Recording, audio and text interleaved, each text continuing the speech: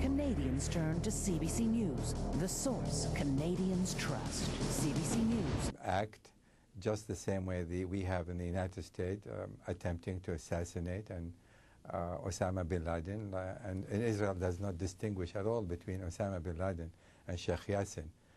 This is the fact of life. On the other hand, would that put an end to the conflict? Obviously not.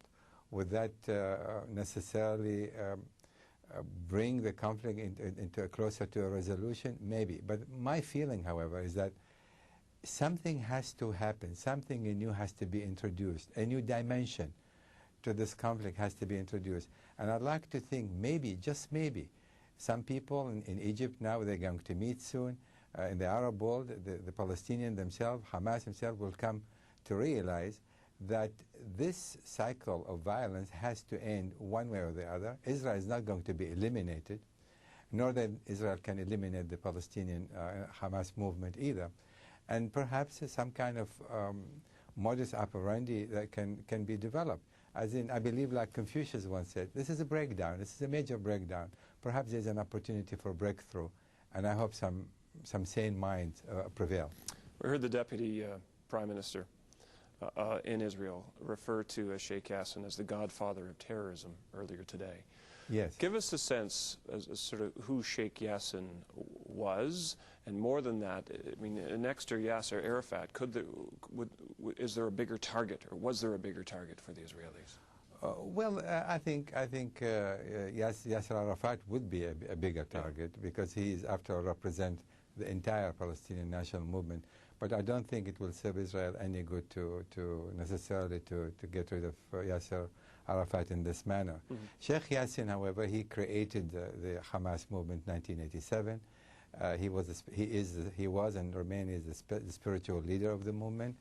And without any question, based on intelligence we have received from Israel and elsewhere, he was clearly behind many of the suicide bombing that took place in Israel, some 112 of them since September of 2000. So for Israel, you know, this is a war. This is a war for survival of that.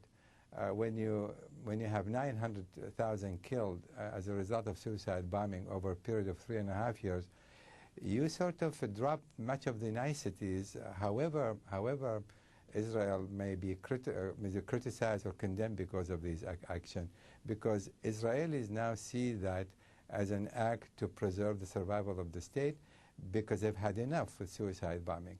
But again, will that necessarily advance the process? Maybe not. I'm just hoping that in like many other things in conflict resolution, you need sometime a new dimension to introduce to the conflict, however negative that might seem in the beginning, but maybe, just maybe, it might resonate, and some people will begin to think in terms of coexistence and see violence gradually a thing of the past.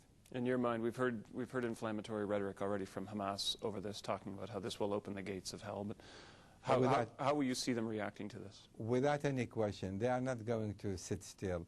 There will be many violent activities taking place. I am sure there will be additional suicide bombing to the extent they can penetrate. This is going to happen, as we are certain of it, and Israel is going to continue to react. But perhaps after all of this said and done, once the emotions quiet down somewhat, we are hoping maybe, just maybe, some sane minds will prevail, and both in Israel and among the Palestinians. In the end, Israel has to leave the territory. There's no question, be that the West Bank and Gaza Strip.